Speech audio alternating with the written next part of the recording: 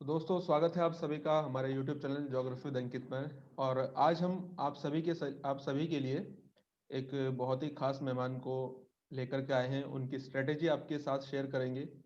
इससे आपको काफ़ी कुछ सीखने को मिलेगा। ये जो सीरीज़ हमारी चल रही है जिसमें कि हम कैंडिडेट्स जो कि JRF क्वालिफाई किए हैं, कैसे करके JRF क्वालिफाई किया है, क्या प्रिपरेशन रही है, इन सभी को डिस्कस करेंगे। जिसमें आज हमारे साथ मौजूद हैं शोतोरूपा कार्मकार जी, जिन्होंने ज्योग्राफी सब्जेक्ट में 74.66% के साथ JRF क्वालिफाई किया है। कैसे करके इन्होंने JRF क्वालिफाई किया है, पूरी स्ट्रेटेजी को जानेंगे, डिटेल में डिस्कशन करेंगे। तो सबसे पहले शोतोरूपा जी, आपका बहुत बहुत स्वागत है और थैंक यू सो मच, आपने समय निकाला।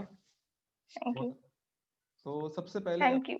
देखिए, शुरू करेंगे और शुरू करने से बाद देखेंगे कि कैसे करके आपने प्रिपरेशन करी है। ये जो पूरा डिस्कशन रहेगा, इससे स्टूडेंट्स को ये जानने को मिलेगा कि जो भी मार्केट में बातें अवेलेबल हैं, आपने भी सुनी होंगी, है ना, कि किस तरीके से प्रिपरेशन होनी है। हाँ।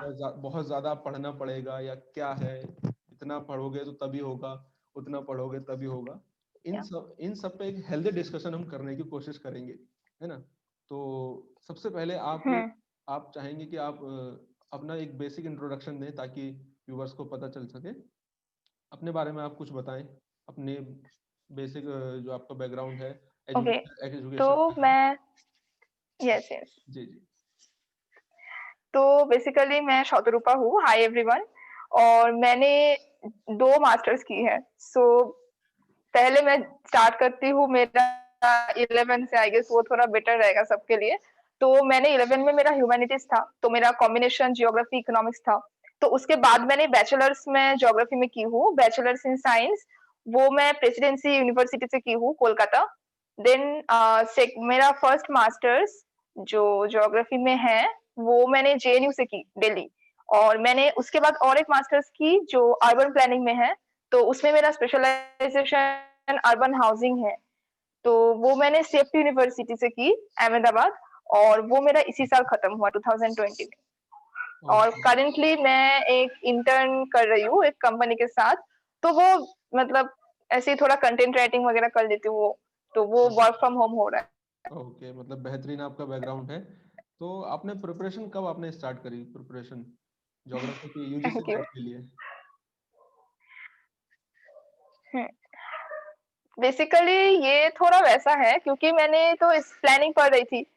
तो मैंने सोची थी कि मैं इस बार दिसंबर पे मैं JRF का एग्जाम जो UGC नेट है वो दूंगी। तो मैं मार्च लगभग से मैं थोड़ा थोड़ा करके पढ़ना, जैसे कि मेरा पहले ज्योग्राफी बैकग्राउंड था। तो मेरे पास थोड़ा कुछ कॉपीज वगैरह थे अहमदाबाद में। तो मेरा प्लानिंग के साथ साथ मैं थोड़ा थोड़ा पढ़ती थी, रोज आके थोड़ा थोड़ा करके 1 घंटे 2 घंटे समय निकाल के थोड़ा थोड़ा देखती थी। तो फिर क्या हुआ ना, ऐसे जैसे लॉकडाउन स्टार्ट हो गया। तो मुझे लगा कि ठीक है चलो घर आ गई तो 2 3 महीने रुक के चली जाऊंगी, तो मैंने कोई कॉपीज लाई नहीं। तो बीच में मैं थोड़ा मेरा थोड़ा पढ़ाई का वैसा चलता था, 2 घंटे 3 घंटे, बट उतना वैसे पढ़ाई नहीं हो रहा था। फिर जब अच्छे से सब कुछ बंद हो गया और फिर मेरा इधर कॉलेज का कोर्स खत्म हो गया, तो फिर मुझे लगा कि क्यों ना मैं थोड़ा और ज्यादा पढूं और इसी साल मतलब जून में दे दूं नेट। तो फिर मैंने फॉर्म भर दी और मैंने प्रिपरेशन करती रही। और बाकी तो मैंने जो प्रिपरेशन होता है जैसे कि अच्छे से जैसे अच्छा खासा फिर रोज पूरा टाइम फिर स्लिप नेट के लिए पढ़ना, वो चीज मैंने अच्छे से स्टार्ट की थी मई से। तो मई से मैंने स्टार्ट की थी। मुझे लगा था कि थोड़ा रिवाइज कर लूंगी तो जून का मैंने नेट एक बार दे दूंगी। बट फिर तो वो नहीं हुआ। तो फिर मैं पढ़ना कंटिन्यू रखी, मैं कहीं स्टॉप नहीं की थी। तो आई कंटिन्यूड कि मुझे जब तक नेट ना हो, जब मुझे पता चल गया कि अभी पोस्टपोन होने वाला है, पोस्टपोन हो रहा है, तो हम्म। मैं कहीं पे स्टॉप नहीं की। I continued my preparation. तो I okay. Guess that is one thing जिसके लिए मेरा हुआ है। आई एम रियली थैंकफुल कि मैंने वो की थी। तो वो चीज मैं कंटिन्यू की थी, तो मैं पूरा टाइम पढ़ी थी। नवंबर जब तक मेरा एग्जाम था मैं पूरा टाइम सिर्फ नेट के लिए पढ़ी थी। तो बिल्कुल, मतलब ये तो बिल्कुल काबिल तारीफ है। तो आपको JRF के लिए तो सबसे पहले बहुत बहुत बधाई है। कैसा लग रहा है कि जब एक थैंक यू। JRF जब हो जाता है तो क्या वो फीलिंग है, कैसा आपको लग रहा है, इसके बारे में बताएं। बहुत अच्छा है। मतलब मुझे ये याद है कि जिस दिन मतलब फ्रैंकली बोल रही हूँ, जिस दिन मेरा फाइनल आंसर किया गया था, तो उस दिन मुझे पता चल गया था। तो हाँ। फिर भी थोड़ा थोड़ा ऐसा डर लगता है कि जब तक मार्कशीट पे ना देखे। बिल्कुल, तो फिर मैंने देखी और सच में उस टाइम पे मैं बहुत खुशी थी। ऐसा लग रहा था जैसे होता है ना एक ड्रीम के आप थोड़ा और करीब चले गए। तो वैसे बचपन से मेरा बहुत था कि मैं पढ़ाऊँगी, जैसे बड़ी होती गई तो मुझे लगता था कि मैं बाद में जाके कॉलेज में पढ़ाऊँगी, रिसर्च करूँगी। तो वो ड्रीम जब लगा कि मतलब मैं वो सामने आ गई, ड्रीम तो ड्रीम डेफिनिटली कम्स बहुत ट्रू। अच्छा फील हुआ। बिल्कुल, बिल्कुल। तो देखिए, यस, यस। तो आपने मतलब जो कोर प्रिपरेशन है यूजीसी नेट जेआरएफ के लिए वो मई से शुरू करी। मतलब 6 से 7 महीने हाँ, आपने कोर प्रिपरेशन आपने 6 से 7 महीने किए हैं और हाँ, इसमें आपका जेआरएफ हो गया है। तो सबसे पहले तो हाँ, कई स्टूडेंट्स का मानना है ऐसा कि, और इसमें मैं आपका भी ओपिनियन जानना चाहूंगा कि यूजीसी नेट जेआरएफ के लिए जब आप प्रिपेयर करते हैं, मोर और लेस तरीका सब में एक ही होता है, सारे सब्जेक्ट में तरीका एक ही होता है पढ़ने का, बस कंटेंट अलग है ना। हुँ, जब हम तैयारी हुँ, करते हैं तो क्या स्टूडेंट जो जैसे कि सोचते हैं कि 6 से 7 महीने सफिशिएंट है, आपने तो किया है ना। अगर हम 6 से 7 हुँ। एजुकेशन बैकग्राउंड को आपका एजुकेशन बैकग्राउंड काफी अच्छा रहा है, लेकिन अगर हम एक एवरेज स्टूडेंट को भी ध्यान में रखें तो क्या 6 से 7 महीने सफिशिएंट है या फिर इससे ज्यादा समय, 1 साल 2 साल, जैसा कि कई कई बार बोला जाता है कि 2 साल लग जाएंगे, 1 साल लग जाएगा, तो इतना टाइम लगना चाहिए या फिर 1 साल 6 महीने काफी है? ओके, तो मैं तो पहले एक चीज़ बोलना चाहूँगी क्योंकि ये मुझे मतलब मैं बहुत बार देखी हूँ कि लाइक लोगों को लगता है कि यार मतलब इसका कॉलेज मतलब मुझे तो फ्रैंकली ऐसा लगता है कि कॉलेज नहीं है, क्योंकि ऐसा नहीं है कि आप ये कॉलेज से हो तो आपका नेट होगा या तो आप ये कॉलेज से हो तो आप एवरेज हो, ऐसा नहीं है। मुझे बस एक चीज़ मैं मानती हूँ कि आपका डेडिकेशन होना चाहिए, ये बहुत ज़रूरी है। कोई भी बच्चा अगर आप खुद को एवरेज समझ रहा है या तो सोच रहा है कि मेरे से नहीं होगा, ऐसा नहीं है। मैं हम्म, खुद बोल रही हूँ क्योंकि मेरा खुद जब मैं प्लानिंग कर रही थी और मैं खुद आके घर आके ज्योग्राफी का बुक पढ़ती थी, मुझे बहुत टाइम पे ऐसा लगा है कि यार मैं क्या पढ़ रही हूँ? मतलब मैं तो डिटैच्ड हो गई। मतलब मेरा कहाँ प्लानिंग है, कहाँ ज्योग्राफी है, 2 साल से कुछ पढ़ी नहीं हूँ, बस प्लानिंग का काम करती हूँ। हम्म, बट एक जो डेडिकेशन होता है ना अंदर का कि मुझे एक दिन जाके वो करना है, तो वो चीज़ आपको लेके जाएगा, ये फर्स्ट थिंग है। बिल्कुल। सेकंड मैं ये बोलूँगी कि 6-7 महीने का टारगेट तो वो मेरा मतलब एक्सटेंड हो गया था। बट ऐसे आप मान के चलो आप अच्छे से पढ़ोगे ना तो मुझे लगता है कि 5 महीने में हो जाना चाहिए। मतलब मैं बोल रही हूँ कि आप एक बार सिलेबस कवर करोगे और रिवाइज़ दोनों को मैं एक साथ करके बोल रही हूँ। और हम्म, अगर आपको ऐसा है कि आपको थोड़ा अच्छे से पढ़ना है, कभी-कभी होता है कि परफेक्शनिस्ट किसी-किसी का होता है।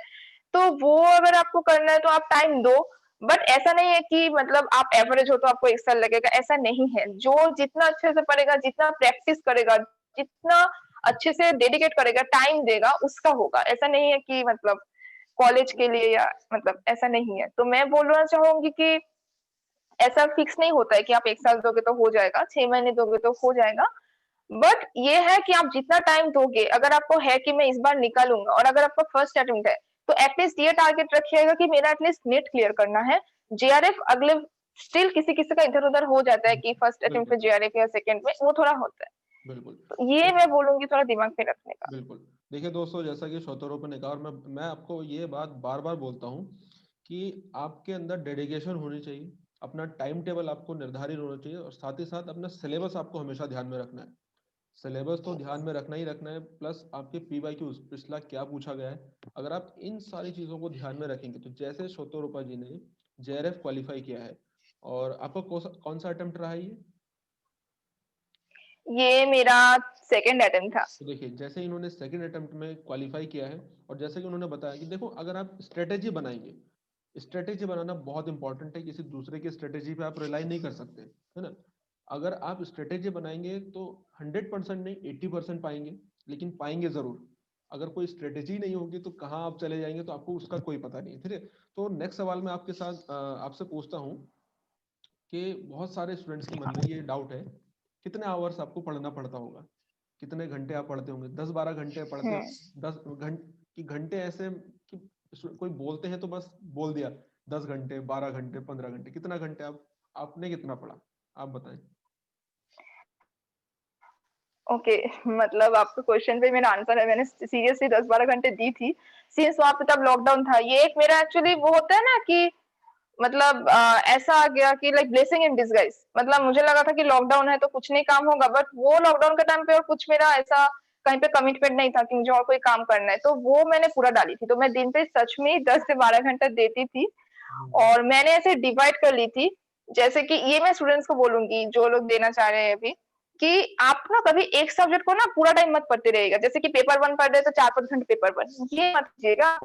ऑल्टरनेट के पढ़ना है सो दैट आपका थोड़ा ध्यान बना रहे, आपका थोड़ा इंटरेस्ट बना रहे। अगर इंटरेस्ट नहीं आएगा ना तो नहीं होगा। ए तो मैं बोलूँगी कि आप 10-12 घंटे तो पढ़िए बट उसमें से जैसे कि आप थोड़ा 2 घंटे पेपर 1 फिर लगातार इधर का लगातार तो थोड़ा नहीं। आप थोड़ा-सा टाइम निकाल लीजिए जैसे कि मेरा हाँ, हाँ बिल्कुल। सर? मैं वही बिल्कुल लगातार तो नहीं पढ़ पाएँगे। हाँ, हाँ, जो चीज़ें हाँ, इंटरेस्ट तो लेते मतलब हैं। थोड़ा-थोड़ा करके अलग-अलग करके हाँ। बिल्कुल। तो हाँ, इस तरीके से हम कर सकते हैं। इसी से जुड़ा हुआ नेक्स्ट सवाल है कि कैसे करके आपने बाइफरकेट किया और दोनों पेपर को मैनेज किया? क्योंकि ज्योग्राफी पेपर 2 तो हम पढ़ते हैं, हम अपने कॉलेज में पढ़ते हैं, यूनिवर्सिटी में हाँ, पढ़ते हैं, लेकिन पेपर 1 सबसे सबके सामने हुँ, एक चैलेंज होता है। तो उसको कैसे आपने मैनेज किया? और हुँ, दोनों को एक साथ 6-7 महीने में प्रिपेयर करके और सेकंड ओ अटेम्प्ट में जेआरएफ किया? बताएँ इसके बारे में। ओके। तो पेपर 1 के लिए मैं स्पेसिफिकली बोलना चाहूँगी कि मैं जब इस बार पेपर 1 का सबसे पहले तो जो भी करेगा ना पहले सिलेबस डाउनलोड कर लीजिए जो भी स्टूडेंट है। हुँ, सिलेबस डाउनलोड कर लीजिए और पहले ना मटेरियल्स लेके बैठिए। अगर आपको बुक से पढ़ना है या तो वीडियो से पढ़ना है तो वो आप सॉर्ट करके रखिए। ऐसा ना हो कि आप सुबह उठे और आपको पता ही नहीं है कहाँ से पढ़ना है। ये नहीं होना चाहिए। बिल्कुल। तो वो आपको थोड़ा पेपर 1 वैसे पढ़ना है और नोट्स बना सकते हैं जो मैं करती थी। मैं अपना एग्ज़ाम मतलब अपना खुद एक्सपीरियंस से बोल रही हूँ। मैंने सेल्फ स्टडी की थी, ऑनलाइन पढ़ रही थी और साथ में नोट्स बनाती थी। और फिर पेपर 1 का ये होता है कि रोज़ 1 घंटे आप दे सकते हैं। मतलब रोज़ 1 घंटे आप ऐसे दीजिए कि आज मैंने 1 घंटे डीआई कर ली, कल मैं वही 1 घंटा कम्प्रीहेंशन और रीज़निंग करूँगी। अगले दिन फिर 1 घंटा मतलब एक पर्टिकुलर टाइम होगा जिसमें आप डीआई और कम्प्रीहेंशन, रीज़निंग अल्टरनेट करके करेंगे, ये करना है। और साथ-साथ में तो मतलब पढ़ते जाना है। Paper 1 is only about practice and revise तो बहुत ज़्यादा प्रैक्टिस और बहुत ज़्यादा रिवाइज़ क्योंकि मुझे आज ये पता है कि मेरा जेआरएफ ना अगर होना है तो वो पेपर 1 के लिए हुआ है। मतलब मैं पेपर 1 पे मेरे ज़्यादा मार्क्स आए जो मुझे नहीं लगा था इनिशियली बट प्रैक्टिस करते ना आपका कॉन्फिडेंस बूस्ट हो जाता है। अभी अनअकैडमी पे बहुत सारे वीडियोज़ हैं, ग्रेडअप पे बहुत सारे वीडियोज़ हैं। आप देखिए, उनको फॉलो कीजिए, वो जैसे बोल रहे हैं वैसे कीजिए। रेगुलरली पढ़ते रहिए, प्रैक्टिस करते रहिए तो पेपर 1 मतलब हो जाता है, ऐसा नहीं है। बिल्कुल सही कहा। एक स्ट्रैटेजी तो अपनी बनानी पड़ेगी। स्टूडेंट्स नॉर्मली हाँ, क्या करते हैं कि कहीं पर उनको कोई स्टडी मटेरियल मिला, मिलने के बाद उसको पूरी तरीके से उस पर डिपेंडेंट हो जाएँगे। लेकिन ऐसा नहीं करना चाहिए हुँ, जैसा कि अभी शोतरूपा आपको बताया है कि उन चीज़ों को अपनी स्ट्रैटेजी के अंदर यूज़ कीजिए। कैसे करके वो आपकी स्ट्रैटेजी में आपको यस, हेल्प कर सकती हैं, ना कि उन पर डिपेंडेंट हो जाइए। या बल अगर आप डिपेंडेंट हो हुँ, जाएँगे तो एक समय ऐसा आएगा जब उस चीज़ से आपका साथ छूटेगा, तो बस फिर आप धराशायी हो जाएँगे वहाँ पर, है ना? तो ऐसा नहीं करना है बिल्कुल भी। तो अपनी स्ट्रैटेजी बनाते रहनी है और जो या मैं देखो जो चीज़ मैं आपको बार-बार रोज़ चीज़ें बोलता हूँ, रिविज़न करना है, प्रैक्टिस करनी है। रिविज़न और प्रैक्टिस ही सक्सेस की है। और पेपर 1 को तो कभी यस, नेगलेक्ट नहीं करना है पेपर 1 को। क्योंकि पेपर 1 के बेस पर ही आपका जेआरएफ होगा। पेपर 2 के बेस पे आप नेट कर सकते हैं, जेआरएफ नहीं कर सकते। चाहे आपका कितना ही स्ट्रॉन्ग क्यों ना है ना? तो नेक्स्ट क्वेश्चन देखिए आप बताइए कि आपको आपका जो स्टडी मटेरियल था, पहले आप स्टडी मटेरियल के बारे में अपना बताएं कि पेपर 2 के लिए सबसे पहले आप बताएं पेपर 2 के लिए आपने क्या-क्या रेफर किया था? कि आपने नोट्स पढ़े थे? पेपर 2 के लिए हाँ, पेपर 2 के लिए मैंने एकदम बेसिक बुक्स रखी थी बिकॉज़ उस टाइम पे मेरा प्रॉब्लम ये हो गया था कि मैं लॉकडाउन के बाद आ गई थी सडनली अहमदाबाद से घर और मेरा तब मैं बुक्स छूट गया था।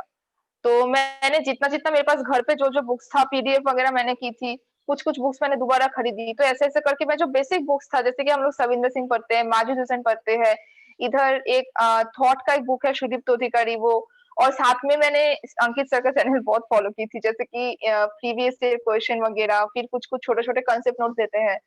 तो वो सब मैंने फॉलो की थी। एक्चुअली मैं ये बोलूँगी ना कि अभी जैसे कि सिलेबस हो रहा है कि थोड़ा अप टू डेट हो गया, कि नए-नए चीज़ें आते रहते हैं, वो लोग नए-नए चीज़ें इंक्लूड करते हैं। सब चीज़ ना बुक्स पे नहीं मिलता है। तो बेसिक थ्योरेटिकल नॉलेज बुक से मैंने पढ़ी थी। मतलब मैंने सहज सब्जेक्ट के लिए जैसे कि रीजनल ज्योग्राफी के लिए डी.आर. खुल्लर का बुक बहुत अच्छा है। पॉपुलेशन के लिए चांदना का बुक हो गया और प्रैक्टिकल ज्योग्राफी के लिए आशीष सरकार इज़ वेरी गुड। तो बिसाइड्स दिस बुक्स ऐसे मैंने जैसे अंकित सर को बहुत फॉलो की थी, तो ऐसे ना कुछ-कुछ एडुकेटर्स को अगर फॉलो करते हैं ना, तो वो लोग बहुत मतलब रिसेंट नॉलेज से आपको एनरिच करते हैं। तो that is very much what you need कि वो चीज़ तो बुक्स पे मिलता नहीं है और नेट पे भी आप ढूँढोगे तो यहाँ मिलेगा, वहाँ मिलेगा। बट बिल्कुल, आप ये जैसे कि एडुकेटर्स होते हैं ना, वो लोग थोड़ा एक साथ सब कुछ मर्ज करके दे देते हैं, तो समझने में ईज़ी होता है, नोट्स बनाने में ईज़ी होता है। तो ये मटेरियल मतलब मैंने फॉलो की थी ऐसे। बिल्कुल, क्योंकि अब ये वो दौर रहा भी नहीं कि 2018 से 17 से पहले अगर आप देखें तो ऐसा टाइम था कि आप 10-12 यूनिट को 10-12 टॉपिक्स ऐसे हैं, 15-20 5-6-7 यूनिट ऐसे हैं जिनको आप अगर अच्छे से प्रिपेयर कर लो तो आपका आराम से हो जाता था। लेकिन अब ऐसा नहीं है। हर एक यूनिट से, जैसा नहीं है, हाँ। इस बार का पेपर देखो उठा करके, तो आपको समझ में आएगा कि हाँ, बहुत टफ, थोड़ा जिस यूनिट डिफरेंट। का वेटेज जितना होना चाहिए था उसको उतना नहीं मिला है। तो इसको एक चीज आप नहीं, हमेशा, जितने भी एस्पिरेंट देख रहे हैं, एक चीज हमेशा ध्यान रखें, सिलेबस में जो चीज मेंशन्ड है उसको कम से कम एवरेज लेवल तक तो आपको प्रिपेयर करना ही करना है। बाकी अगर कोई आपकी चीज स्ट्रांग है तो वो तो अलग बात है, वो आपका बोनस है। लेकिन हर एक चीज को बेस बना करके जरूर चलना है ना। तो यस। आगे आप मुझे बताइए कि जो आपको नोट्स आपने इकट्ठा किए हैं, आपने बताया कि जैसे कि आपने ग्रेड अपन अकेडमी का यूज़ किया, और हमारे जो नोट्स थे हाँ, आपको जो हेल्प मिली होगी, तो उसमें आपने क्या हाँ। सेल्फ नोट्स बनाए थे या फिर केवल उन्हीं नोट्स को रिवाइज किया था? इसके बारे में आप बताइए। नहीं, मैं खुद बनाई थी। क्योंकि बिल्कुल। मेरा ऐसे मुझे लगा था कि मतलब मैं अगर अच्छे से कर रही हूँ, इतना टाइम मिला तो एकदम मुझे करना है, तो अच्छे से 100% मुझे देना है। तो मैंने ऐसे कॉपीज़ लाई और मैंने बस लिखना स्टार्ट की, जो-जो मेरा एकदम बेसिक से बेसिक, अगर ऐसा एक क्वेश्चन होगा, मतलब लिटरली आई रिमेंबर, अगर ऐसा कोई क्वेश्चन है कि what are the layers of atmosphere, ये बहुत बेसिक है, सबको पता है। बट वो बिल्कुल। भी मैंने नोट डाउन की, बिकॉज़ मुझे ये पता है कि एग्ज़ाम के पहले दिन ना मुझे नहीं, ये बुक्स नहीं सर्च करना है, वहाँ पे नेट पे नहीं करना है, मेरे पास कॉपीज़ है और मुझे कॉपीज़ उठा के बस देखना है। तो बिल्कुल। इसके लिए मैंने सिर्फ कॉपीज बनाई, जितना मुझे कॉपीज लगे, बट मैं सारे कॉपीज पे नोट डाउन करते गई, यूनिट वाइज, टॉपिक वाइज, जैसे जैसे होता है सीरियली, तो वैसे वैसे मैं एडुकेटर्स के नोट्स, बुक्स के नोट, जो मुझे जहां मिलता था मटेरियल, मैं एक जगह पे रखती थी, सो दैट मुझे एग्जाम के पहले अलग से मुझे ज्यादा टेंशन ना हो। तो ये चीज मैंने खुद हुई थी, नोट्स। ये चीज सबसे इंपॉर्टेंट होती है, सबसे बड़ी चीज है कि आपको सारी चीजें कंसोलिडेट करनी है, एक जगह पर करनी है, क्योंकि हम्म। लास्ट दिन जब आप जाएंगे तो आप इतनी सारी चीजें अपने साथ लेकर के जा नहीं सकते। नोट्स आपको उस दिन के लिए बनाने हैं जो कि लास्ट टाइम आपके पास 2 घंटे बचे होंगे, और एग्जाम हॉल के बाद आप बाहर आप जब रिवीजन कर रहे होंगे उस टाइम को हमेशा ध्यान में रख के बनाएं। तो नोट्स के बारे में हाँ। आप अपनी स्ट्रेटेजी, थोड़ा सा नोट्स के बारे में आप थोड़ा एलेबोरेट करें। नोट्स बनाते हुए आपकी क्या स्ट्रेटेजी रहती थी? जैसे कई लोग नोट्स बनाते हैं लेकिन वो एक छोटा ग्रंथ लिख देते हैं, छोटा पुराना वो लिखने की कोशिश कर नहीं, देते हैं। आप कैसे करते हैं? इसके बारे में थोड़ा सा नहीं, बताएं। नहीं, नहीं। हाँ। मैं ये बोलूँगी कि मतलब जितना मुझे अभी ऐसा, जितना मुझे एक याद आ रहा है, वो जो मैंने क्वेश्चन बोली उसी का याद आ रहा है। तो अगर मुझे ये है कि what are the layers of atmosphere, और अगर मैं छोटे करके लिख सकती हूँ, चलो ट्रोपोस्फियर 5 में लिख दी वैसे, बट वो नहीं, मुझे अलग-अलग करके लिखती थी, और उसको ना पैराग्राफ करके, मतलब मेरा खुद का ये था कि पैराग्राफ करके लिखने से अच्छा है ना कि आप बुलेट्स पे लिखे, तो आपका विजुअलाइजेशन ज़्यादा अट्रैक्टिव होता है, देख के इज़िली रिमेंबर करते हो आप। तो ज्यादा बुलेट पॉइंट्स यूज करें, और उसके साथ साथ ना एक साइड साइड में, जैसे कि ज्योग्राफी का ये मैं पर्टिकुलरली बोल रही हूँ, तो वहां पे आप लोग को अगर कोई डायग्राम है या तो कोई अगर टेबल है जिससे आपको अच्छे से याद रहे, वो चीज करें। मतलब आपके पास ऐसा होना चाहिए कि आपका बुक्स नहीं है, अगर आपके एग्जाम के पहले दिन बुक्स नहीं हो तो बिल्कुल पैनिक नहीं करना है, बस कॉपी उठा के देखना है। और अगर फर्स्ट पेपर का हो तो पेपर वन के लिए भी मैं सेम चीज बोलूंगी। जैसे जैसे मैं आगे बढ़ते गए, टीचिंग एप्टीट्यूड, रिसर्च एप्टीट्यूड, तो मैंने सिलेबस एकदम डे वन पे मैंने डाउनलोड की थी, वो मेरे पास रखा था, तो मैं एक एक करके कंप्लीट करती थी, और मैं उठा के देखती थी कि चलो अगर मेरे पास टीचिंग एप्टीट्यूड का जैसे कि है नेचर ऑफ टीचिंग, तो उसमें क्या क्या आता है। तो मैंने ऐसे 2-3 वीडियोस देखी, 2-3 एजुकेटर्स चेक की, बुक्स चेक की, जो मेरे, ये बुक मैं बोलूंगी पेपर वन के लिए, KVS Madan, please follow, it is very helpful. तो ये बुक मैं फॉलो की थी, तो वहां पे ऐसे वो लोग पॉइंट करके लिखते हैं, वो सर के बुक में बहुत अच्छे से लिखा हुआ है, बट आप खुद एक बार नोट डाउन कीजिए। ऐसा हो सकता है कि वो जो लिखे आप वही लिखो, बट मतलब कॉपी मत कीजिए, देख के कॉपी मत कीजिए, उसके बाद पढ़िए, आपका दिमाग पर जैसे जैसे रहता आप लिखते जाइए, फिर चेक कीजिए कि आपका क्या मिस आउट हुआ, फिर एक बार लिखिए। टाइम लगता है इसमें, आई नो टाइम बहुत लगता है, बट ऐसे अगर एक बार करेंगे ना तो आपका दिमाग पे बहुत चीजें बैठ जाएगा, क्योंकि आप खुद देख रहे हो, खुद लिख रहे हो, तो एकदम अंदर ना वो चला जाता है, तो आप इजीली भूलते नहीं हो। दिस इज अ बिल्कुल। Very good thing that help me actually. बिल्कुल, जिस काम को हम जितना ज्यादा बार करेंगे, चाहे अब मेहनत तो देखिए लगेगी। अगर जेआरएफ चाहिए, जेआरएफ के बाद जो अचीवमेंट हम्म। आपको मिल रही है, जो खुशी मिल रही है, अगर वो चाहिए तो इतना तो करना पड़ेगा, है ना। तो खुद से देखिए मेहनत करनी है आपको। दूसरा, हाँ। जैसा कि उन्होंने बताया, पैराग्राफ अगर बनाओगे तो छोटी बुक बन के रह जाएगी। इसलिए जो चीज़ इंपॉर्टेंट है, जो आपको याद नहीं रह सकती है, उन्हीं की बात पे मैं इन्फोसिस कर रहा हूँ, जो याद आपको नहीं रहेगी उसको आप नोट करें। बजाय इसके कि आप सारा चीज़ें, सारे कंटेंट उतार रहे हैं, तो उससे कोई फायदा आपको हाँ। नहीं मिलने वाला है। और आपका क्या कहना है कि इस हाँ, एग्जाम को लेकर के, जैसे कि और भी कई सारी बातें हैं, क्या स्टूडेंट्स को करना है, क्या नहीं करना है, बेसिकली क्या डूज हो सकते हैं, क्या डोंट्स हो सकते हैं इस एग्जाम को लेकर के, इसके बारे में बताइए जरा। अच्छा, ओके। पहले मैं ये बोलूँगी कि डोंट्स में ना एक बहुत मतलब बहुत एक ऐसा पॉइंट मेरे पास आ रहा है, जो डोंट में ना पहले ही मैं सबको बोलूँगी ना, आप लोग सोशल मीडिया कंट्रोल कर दो। ये मैं बोलूँगी। भले ही आपको अच्छा लगे, बुरा लगे, बट मैं बोलूँगी। बिकॉज़ इसीलिए बोलूँगी बिकॉज़ सोशल मीडिया बहुत ज़्यादा हमको हैम्पर करता है। आप सोच रहे हो कि आप वीडियोज़ देखोगे, बट एक वीडियो के बाद ना आप इंस्टाग्राम करने लगते हो, व्हाट्सएप करने लगते हो, बहुत ज़्यादा, डो नॉट नीडेड। तो आप वो थोड़ा कंट्रोल कर लो। और फिर और एक चीज़ आपको कंट्रोल करना है, जैसे कि टालना नहीं है। मतलब हम्म, ऐसा नहीं हो कि यार मुझे आज पढ़ने का मन नहीं कर रहा है, कल पढ़ लूँगा, ऐसा नहीं है। और दिन पे आप अगर 10-12 घंटे नहीं दे पा रहे हो, अगर आपका बहुत बिज़ी जा रहा है, बट आपको स्टिल थोड़ा टाइम निकलना है, कुछ घंटे निकलना है जिसमें आप सिर्फ नेट को दोगे। ऐसा नहीं होना चाहिए कि एक दिन पे आपका मिस हो गया, ये बहुत गंदा टेक्निक है, ये नहीं होना चाहिए। ये चीज़ आपको मेंटेन करना है till the day of your exam, कि आपको रोज़ 1 घंटा, 2 घंटा ज़्यादा दोगे, अगर आपके पास ज़्यादा है तो फुल टाइम है तो फुल दे दो। अगर नहीं है, तो थोड़ा-थोड़ा अगर हो, बट स्टिल आपको टच रहेगा, डिटैच मत हो जाना। और एक चीज़ मैं बोलूँगी, ये टेक्निक है पढ़ने का, ये मैंने मतलब गूगल करती थी बहुत ज़्यादा जब मैं पढ़ रही थी, और मुझे लगता था कि मतलब एक पढ़ते-पढ़ते मतलब डेफिनिटली बोरिंग तो लगता ही है कि आप पूरा दिन पढ़ रहे हो। उस टाइम पे आप ये कर सकते हो कि आप एक पोमोडोरो टेक्निक होता है, ये मुझे गूगल पे मिला था, ये टेक्निक मैं फॉलो की थी। ये होता है कि आप 25 मिनट पढ़ो, 5 मिनट ब्रेक दो, फिर 25 मिनट पढ़ो, 5 मिनट ब्रेक दो, या तो आप 50 मिनट पढ़ो, 10 मिनट ब्रेक दो। तो 25 मिनट्स, 5 मिनट्स, या तो 50 मिनट्स, 10 मिनट्स, आप ऐसा कर सकते हो। वो 10 मिनट पे आप घर वालों के साथ बात करो, चाय-वाय पीजिए, थोड़ा मतलब थोड़ा वॉक-वॉक कर लीजिए, दिमाग को थोड़ा रेस्ट दीजिए। ये चीज़ बहुत इम्पोर्टेंट होता है, बिकॉज़ मैंने देखी हूँ, मेरे बहुत दोस्त जो मेरे साथ दिए थे, वो लोग ना एकदम पागलों की तरह पढ़ते थे। जैसे कि मैं तो 12 घंटे बोली, ऐसा भी हुआ था लोग 15 घंटे पढ़ रहे हैं, बट वो पढ़ने पे आपका दिमाग नहीं काम करता है, और अगर आपका दिमाग नहीं शांत हो रहा है ना, तो अगले दिन आपका चीज़ें नहीं जाएगा अंदर।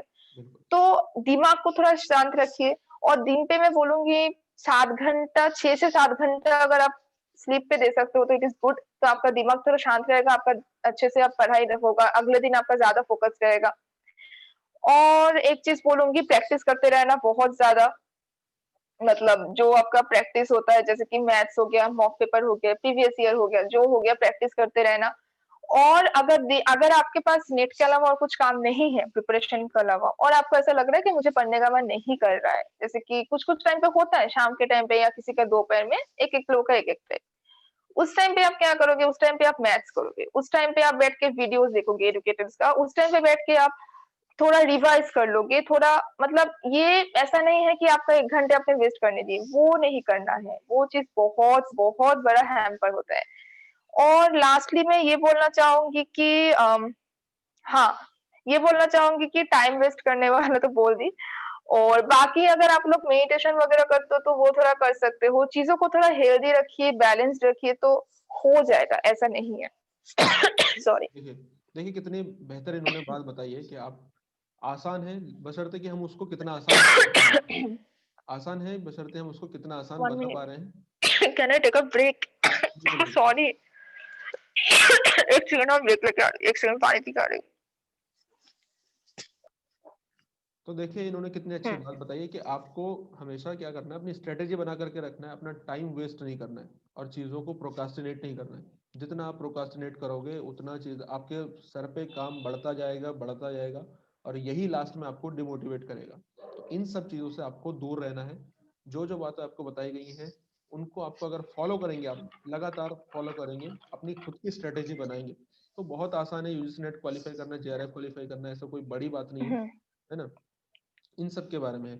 और इसके बाद देखिए लास्टली मैं आपसे पूछना चाहूँगा, लास्ट क्वेश्चन आपसे, कि आप लास्ट में क्या हाँ, हाँ। लास्ट क्या टिप्स देना चाहेंगे जो फ्यूचर एस्पिरेंट्स है कि कैसे करके शुरू करें? क्योंकि जब शुरुआत करने आते हैं तो उस टाइम पे स्टूडेंट्स को इस बारे में पता नहीं होता, यूजीसी नेट क्या है, जेआरएफ क्या है, किस लेवल का क्वेश्चन है, किस लेवल के क्वेश्चन पूछे जाते हैं। तो इसके बारे में बताएं थोड़ा कि हाँ, कैसे करके शुरू करें? ओके। तो मैंने पहले बोलूँगी कि फर्स्ट तो स्टेप 1 इसकी आप सिलेबस डाउनलोड कर लीजिए। सबसे इम्पोर्टेंट ये है, सिलेबस के बिना तो नहीं हो सकता है। फिर ये है कि आप एक शेड्यूल बनाइए, और शेड्यूल ऐसा नहीं बनाने का कि वो अगर 5 बजे उठता है तो मुझे ही 5 बजे उठ के पढ़ना है, ऐसा नहीं। जैसे आपका जो है, जैसे आपको जो सूट करता है, आपको जो डेली रूटीन है, उसी के बेसिस में आपको शेड्यूल बनाना है, किसी और का देख के नहीं करना है। ये सेकंड है।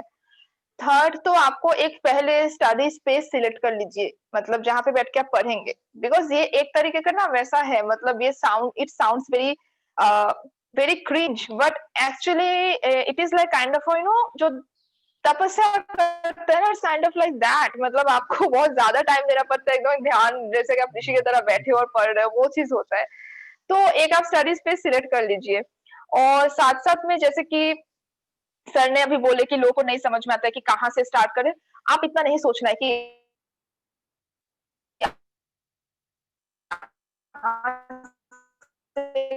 करो, वहाँ से करो। जी, एकदम बेसिक। फर्स्ट पेपर में तो टीचिंग एप्टीट्यूड होता है। सेकंड पेपर में अगर ज्योग्राफी है तो जियोमॉर्फोलॉजी होता है, और अगर ज्योग्राफी नहीं होता है तो जो होता है स्टार्टिंग में पेपर, जो यूनिट 1 है, आप उसी से स्टार्ट कीजिए। देखना फ्लो में आपका हो जाएगा। बट ये सोच के नहीं बैठना है कि यार क्या करें, चलो आज भी सोचते-सोचते चला गया। Don't do that. और ऐसे आप करते जाइएगा। और साथ में मैं ये बोलूँगी कि प्रीवियस ईयर के जो क्वेश्चन्स है ना, वो मतलब वो सामने रखिए, ठीक है? बिकॉज़ वो आपको ऐसा नहीं है कि एग्ज़ाम के 1 वीक पहले आपको प्रीवियस ईयर लेके बैठना है, तो कभी नहीं होगा। मतलब मैं 100% गारंटी दे सकती हूँ। आपको जैसे-जैसे आपको मतलब खत्म करना है चीज़, जैसे-जैसे आप खत्म कर लोगे एक बार सिलेबस, सोचिए कि आप फुल कवर कर लिए। साथ-साथ में आप प्रीवियस ईयर क्वेश्चन भी करना है कि अगर मेरा टीचिंग एप्टीट्यूड खत्म हुआ, तो लास्ट बार या तो 10 साल पहले के सारे क्वेश्चन में टीचिंग एप्टीट्यूड के क्या-क्या आए थे, वो मुझे कवर करना है। यूट्यूब में बहुत सारे चैनल्स अवेलेबल है, और अभी तो मतलब जैसे पेपर 2 में तो अंकित सर के बहुत सारे प्रीवियस ईयर क्वेश्चन के अवेलेबल है। तो आप वो देखिए, आप खुद का ऐसे मतलब कहीं पे लिखते जाइए। अगर आपको नहीं याद रहेगा, जो-जो आपका अनकॉमन है, वो लिखते जाइए। और फिर उसको फिर बार-बार देखिए, रिवाइज़ कीजिए, व्हिच इज़ वेरी इम्पोर्टेंट। और साथ-साथ में आपको ये करते जाना है कि प्रीवियस ईयर क्वेश्चन सिर्फ एक बार नहीं करना है, उसको एक बार करना है, फिर दूसरी बार करना है। और दूसरी बार कैसे करना है? दूसरी बार आपको पिछले बार की तरह नहीं करना है। जैसे कि मान लीजिए आपका एक पेपर से एक क्वेश्चन पेपर जैसे कि 2005 का हो गया, तो उसमें से आपका सारे आप कवर कर लिए, रीज़निंग एक-एक बार करके पूरा कवर कर लिए। सेकंड बार जब आप करोगे, आप टाइम सेट करोगे, 3 घंटा, 4 घंटा जो होता है वैसे टाइम सेट करोगे, फिर आपको उसको मॉक की तरह आपको सॉल्व करना है। फिर देखना है कि उसमें आपका कितना आ रहा है। जहाँ-जहाँ पे नहीं आ रहा है, जहाँ-जहाँ पे आपको अटक रहा है, आपको लग रहा है कि मेरा कवर नहीं हुआ, उसको फिर से कीजिए, because that is your weak point, right? और ये मत कीजिए कि मैं स्ट्रॉन्ग पॉइंट को बिल्कुल नहीं छेड़ूँगा, बस वीक पॉइंट्स लेके रहूँगा, ये नहीं हो सकता है। Both needs equal attention, but weak needs bit more attention definitely, but end में जाके दोनों को सिमिलरली आपको हैंडल करना है। और लास्टली, और बाकी तो आप जैसे-जैसे मॉक टेस्ट हो वो देते जाइए। और बस मैं बहुत कुछ बोल दिया। अब मैं ये बोलना चाहूँगी कि टेंशन मत कीजिए, अभी ऐसा नहीं है कि आपका नहीं होगा, क्योंकि मैं 2 साल में ज्योग्राफी के बिल्कुल टच में नहीं थी। अगर मेरा निकल सकता है तो किसी का भी निकल सकता है।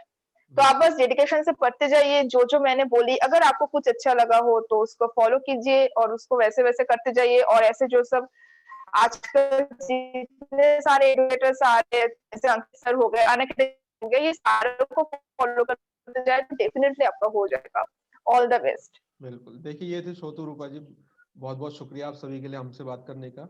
और आप फ्यूचर में आप बहुत थैंक आगे बढ़े, ऐसी हमारी आपके साथ शुभकामनाएँ हैं।